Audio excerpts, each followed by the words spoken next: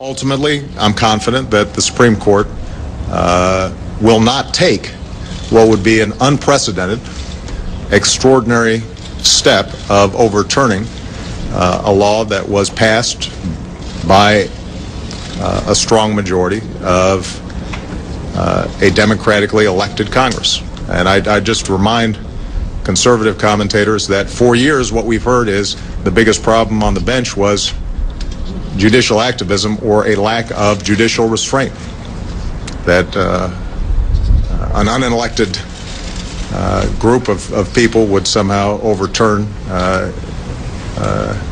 a duly constituted and passed law.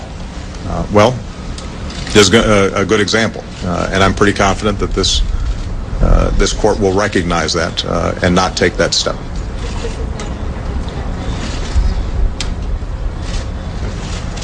I'm sorry.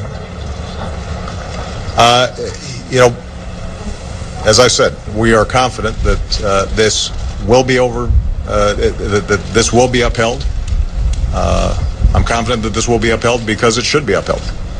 And again, that's not just my opinion.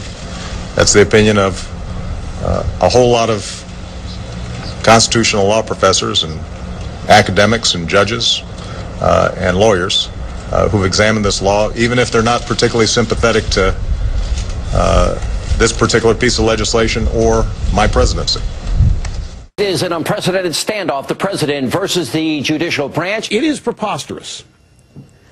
And it's even a little scary to hear such abject ignorance from a supposed constitutional scholar. I would respectfully suggest the president needs to back off.